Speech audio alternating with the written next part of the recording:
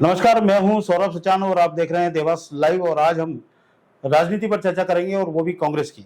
और हमारे साथ में रितेश त्रिपाठी जी हैं जो कि वरिष्ठ नेता हैं कांग्रेस के। और विधानसभा के चुनाव आ गए हैं, टिकट भी वितरण हो चुका है। अब उसके बाद क्या स्थिति बन रही है, इस पर हम पूरी चर्चा करेंगे। त्रिपाठी जी, आपका स्वागत है। नमस्कार, धन्यवाद। कांग्रेस की क्या स्थिति है इस समय? कांग्रेस की स्थिति अच्छी है। टिकट भी धरातल से जुड़े हुए व्यक्ति को दिया गया है।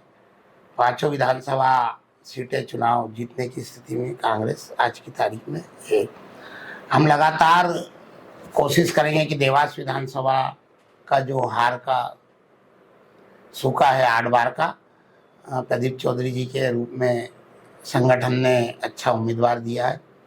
हम सब लोग भी टिकट के दावेदार थे, परंतु जब पार्टी द्वारा तय किया गया जी कि प्रदीप चौधरी जी को टिकट दिया जा रहा है तो हम लोगों की सहमति है कि उनको ये चीजें मन से हैं कि किसी ऊपरी बात की बातें हैं? नहीं, मन से। वो तो काम करने के तरीके में और कार्य व्यवहार के साथ चरित्र में दिख रहा है जनता को कि हम लोग ईमानदारी से साथ में हैं कि नहीं है। जो लोग नहीं होंगे वो भी दिखेगा। और जो लोग, क्योंकि कार्य प्रणाली आधुनिक युग में सोशल मीडिया है, आधुनिक साधन इतने हो गए हैं। नहीं, ये बात तो ठीक है, लेकिन अभी तक जो परिपाटी चली आई है, जो हमने भी देखा है, लोग भी समझते हैं कि देवास की जो विधानसभा होती है उसमें कांग्रेस मन लगा के तो काम नहीं करती है, ये तो सभी को मालूम है।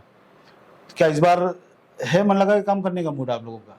मन लगाए क्या, जनता जो कार्यकर्ता है अपने स्वाभिमान को बरकरार रख रहा है इस बार चुनाव में। कि कैसे भी हम, जो हमारे को शर्मिंदगी महसूस हो रही है देवास से लेके भोपाल दिल्ली तक, कि मध्य प्रदेश में कांग्रेस की सरकार बनने जा रही है और हमारा योगदान नहीं रहे। तो हमारी 30 साल में कम से कम 2 पीढ़ियां जो नवयुवक की थी वो सरकार का और जनप्रतिनिधि कांग्रेस का नहीं देख पाई चंद्रबाबू शेखर जी के बाद। तो जो कार्यकर्ताओं में उत्साह है, कांग्रेसी जो पुराने परिवार है जिन्होंने कहीं ना कहीं अपना बहुमूल्य समय जीवन का दिया और देवास कांग्रेस संगठन को मजबूत किया, वो लोग भी इस बार उत्सुक है कि हम कांग्रेस के उम्मीदवार को विजय तो बनाएं। अधिकतर तो ये देखा गया है कि देवास के जो कार्यकर्ता हैं वो चुनाव के टाइम सोनकर चले जाते हैं। पिछली बार जयसिंह ठाकुर लड़े थे, उस टाइम भी यही स्थिति हुई थी। उनको तो किराए के कार्यकर्ता लाने पड़े थे बहुत सारे। नहीं, किराए का नहीं, कार्यकर्ता काफी हर वार्ड में लगातार 4-5 वर्ष से हम साथ में, प्रदीप चौधरी जी और सब लोग काम कर रहे हैं। नई पीढ़ी बिल्कुल साथ में। रही बात सोनकत जाने की, तो अतिरिक्त समय में अगर कोई अपने नेता के क्षेत्र में जाता है तो उसमें कोई बुराई नहीं है, हमको कोई उससे तकलीफ भी नहीं है। यहाँ का जिम्मेदारी का निर्वहन करके और अतिरिक्त समय में सोनकत जाते हैं, पहले भी गए, अभी भी जाएंगे, उसमें कोई बुराई नहीं है। मैं उसको कोई बहुत बड़ा बिंदु नहीं मानता। अच्छा, प्रदीप चौधरी को आपने टिकट दिया है और सोशल मीडिया ले लो या जनता के बीच में बात कर लो, तो अब लोग कह रहे हैं कि बहुत दिनों बाद कांग्रेस ने एक मजबूत कैंडिडेट खड़ा किया है जो टक्कर देने की कोशिश करेगा। तो उस पर कांग्रेस कितनी एकजुट है आपकी? क्योंकि ऐसा माना जाता है कि गुटबाजी बहुत ज्यादा है कांग्रेस में। कोई गुटबाजी नहीं, सर्वसम्मति से पूरे, जहां जहां गुटबाजी थी वहां रोल पुतले भी जल रहे, पैसा देके टिकट लेने की भी बात आ रही है। देवास में तो कम से कम ऐसा नहीं हुआ है, कोई आग लगती तो धुआं निकलता है। यहाँ तो सर्वसम्मति से टिकट हुआ है और जनता भी चाह रही है, कार्यकर्ता भी चाह रहा है, शहर का बुद्धिजीवी वर्ग और जनमानस के मन में है पीड़ा कि एक अच्छा जनता की सेवा करने वाला प्रत्याशी आए। उसको कोरोना काल में भी लोगों ने देखा है, हम लोगों ने भी साथ में काम किया है, अन्य बिंदुओं में भी उसने देखा है। मैंने नर्मदा सिंचाई परियोजना में जब प्रदीप चौधरी जी को याद किया, जब प्रदीप चौधरी जी उपस्थित हुए, उन्होंने भी अपना समय दिया। जब 462 गाँव की महती परियोजना मंजूर हुई, हम बार बार नर्मदा मैया का नाम इसलिए लेते हैं कि आप सबका भी सहयोग उसमें बहुत रहा है। और आज हमको ऐसा लगता है कि नर्मदा माँ की कृपा हुई, हमको सद्बुद्धि दी और हमने सोए हुए जनप्रतिनिधियों को भी जगाया। कम से कम वो जनप्रतिनिधि आज देवास में माँ नर्मदा के मामले में बात करने लगे। मंजूरी के बाद उनको बड़े बड़े पोस्टर, विज्ञापन भी देना पड़े पेपर में, आप लोगों को भी उन्होंने तुरंत याद किया। तो प्रदीप चौधरी जी अच्छे मतों से जीतेंगे, कांग्रेस जीत का परचम जरूर लहराएगी, ऐसा मुझे पूर्ण विश्वास है। और रही बात गुटबाजी की, तो जिसका जैसा नेचर है वो अगर अपने स्वभाव में चेंज नहीं लाएगा तो वो खुद तकलीफ में आएगा। वो रहता है, ऐसा एक प्राकृतिक सिद्धांत है, ये ईश्वर का भी सिद्धांत है और प्राकृतिक रूप से भी सिद्धांत है कि अगर मैं आपके लिए गड्ढा खोदूंगा तो भविष्य में मेरे लिए भी कोई पीछे से जेसीबी लगा देगा। अच्छा, ऐसे कौन से मूल मुद्दे हैं जिन पर आप दावा करोगे कि जनता हमको वोट दे?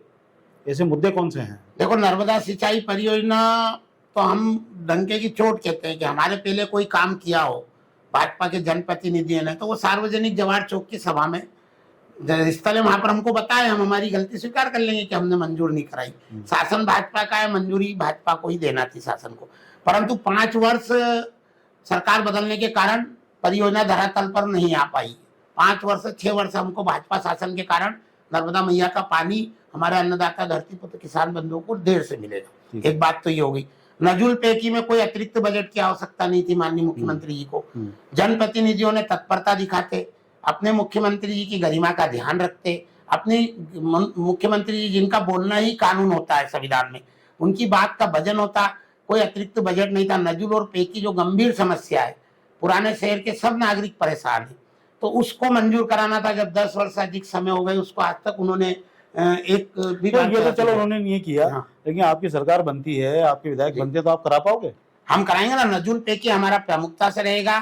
तीसरा बिंदु मेडिकल कॉलेज हमारा प्रमुखता से रहेगा, इंजीनियरिंग कॉलेज का विषय रहेगा। जो साइंस कॉलेज जनप्रतिनिधि चाहते तो इतनी दूर नहीं जाते। आज बच्चे बच्चियों को, गरीबों को कितनी आफत है, क्योंकि अब हर कोई तो इंदौर जाके भेज नहीं सकता था, है ना। 25% प्रवेश वहां पर कम हुए, ये आपको भी पता है। तीसरा हमारा वो बिंदु है। चौथा बिंदु नर्मदा का स्थायी जल मिले।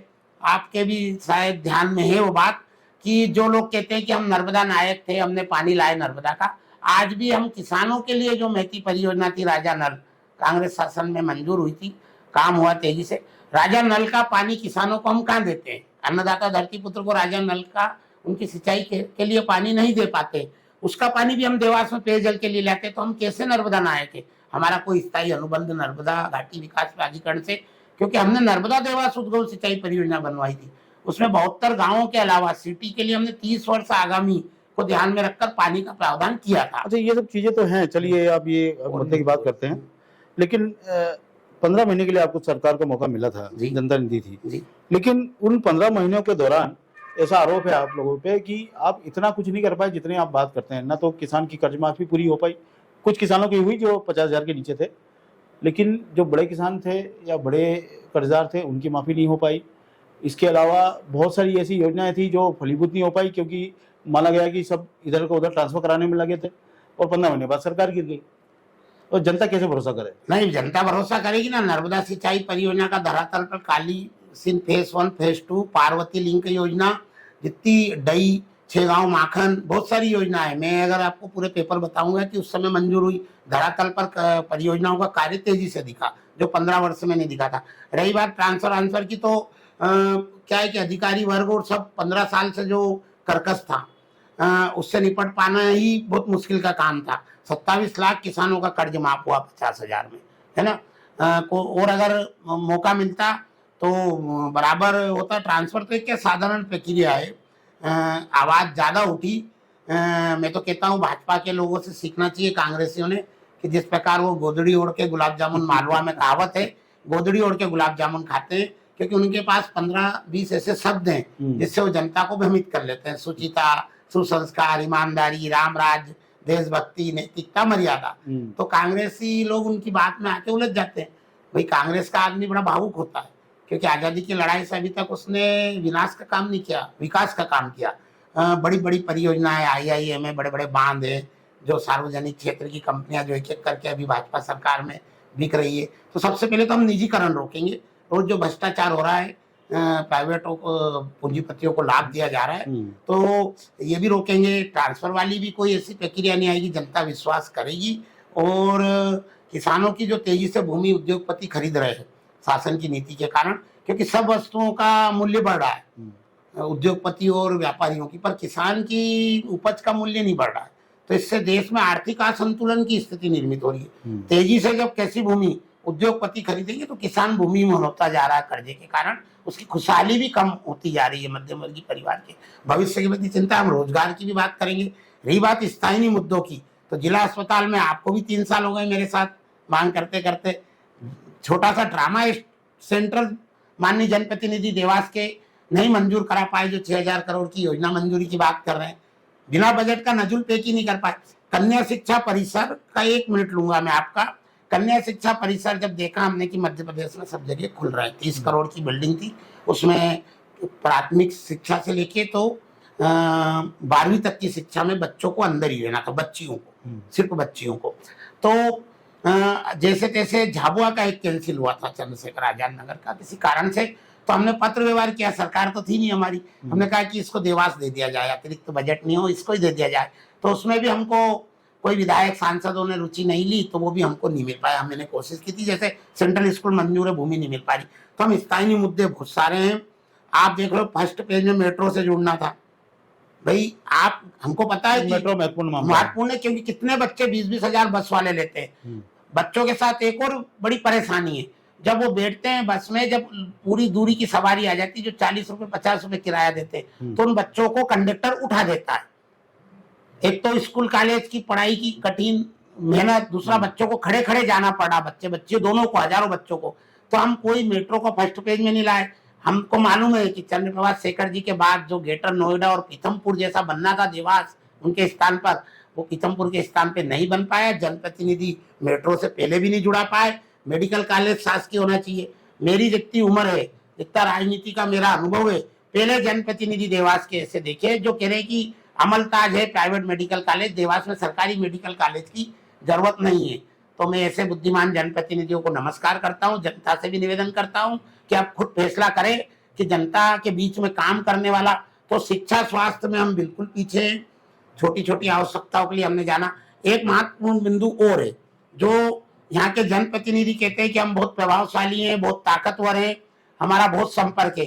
कोई व्यक्तिगत उद्योगपति या किसी बड़े आदमी का चर्चा करके कोई जनप्रतिनिधि कोई बड़ा उद्योग लाया हो, छोटा उद्योग लाया हो अपने दम पे, तो भी मैं उस जनप्रतिनिधि को 100 में से 100 अंक दे देता, नमस्कार करता कि चलो अपने राजघराने का और अपने प्रभाव का प्रयोग करके देवास की जनता के लिए एक बड़ा उद्योग लाइए खुद के प्रभाव से। भाई जो हमको अतिरिक्त बजट की हम तो शुरू से मांग कर रहे हैं कि हमारा जनप्रतिनिधि सक्रिय हो, जनता की खुशहाली के लिए काम करे, कुछ ना कुछ अपने प्रयास से अतिरिक्त बजट मध्य प्रदेश शासन से लाए। भाई सड़क है, नाली है ना, ये सब काम तो हम संपत्ति कर दे रहे हैं। अभी एक और आपके माध्यम से कहना चाहता हूँ, आचार संहिता का कल कलेक्टर साहब से बात भी करेंगे हम परसों, कि ये आचार संहिता का डर बता के जो गाड़ियां ठेके पे आपने कर्मचारी रखे हैं, जो आधे दिन आ नहीं पा रहे, आप भुगतान नहीं करते हो, नगर पालिका निगम में बड़ी समस्या है।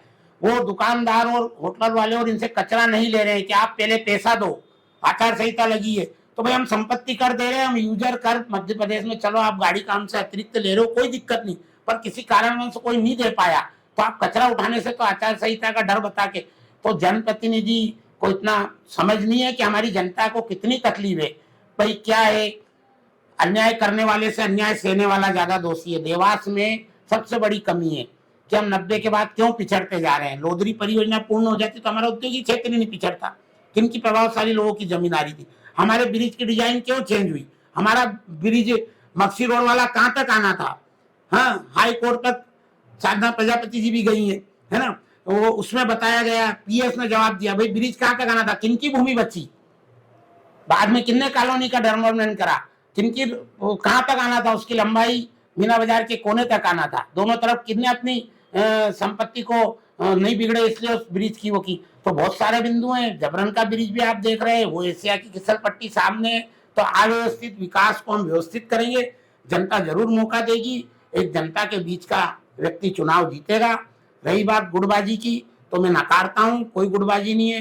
प्रदीप चौधरी जी लोकप्रिय चेहरा है, हम सब लोग मिलकर काम करेंगे, और कोई ऐसी स्थिति भी आती तो वरिष्ठ कांग्रेस के नेता लोग बैठ के बात करेंगे। ये तो हो गई बात, आपने जनता से कह दी कि हम ये करेंगे।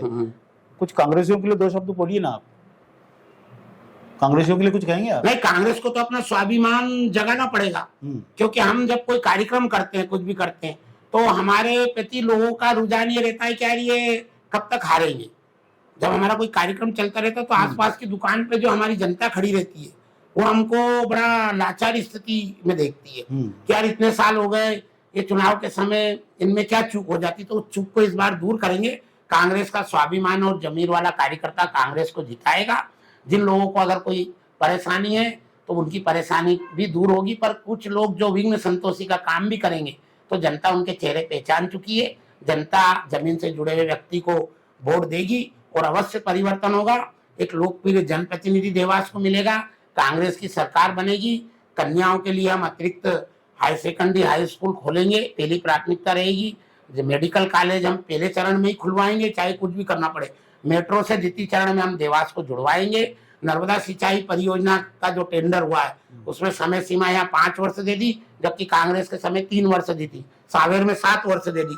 तो समय सीमा में हम लोग शासन के माध्यम से काम करवाने की, ताकि नर्मदा का जल मिले। बिजली बिल जो अनशन आ रहे हैं इन पे भी करें और जनता की रोज सुनवाई कर सके। नौकरशाही जो हावी हुई है उससे छुटकारा पाएगा। जो भय और तनाव शहर में पैदा किया जा रहा है, ऐसी स्थिति निर्मित नहीं होगी, क्योंकि वर्तमान समय में प्रजातंत्र की छोटे से देवास शहर में हत्या हो रही है। इस बार डराया और दबाया जा रहा है। अपनी बात कहना, भाई हमारे मन भेद थोड़ी है भाजपा के नेता या जनप्रतिनिधि से, हम जनता के हित की बात कह रहे हैं। आप भी हमसे अच्छी बात कहो, अगर आप में ताकत है तो भाई आप भी कोशिश करो ना। ये मुद्दे हम 3 साल से उठा रहे हैं, आपकी सरकार थी, आप हमको दोष क्यों दे रहे हो? हमको डराने की कोशिश क्यों कर रहे हो? हमारे कार्यकर्ता को क्यों मनोबल गिराने का काम कर रहे हो?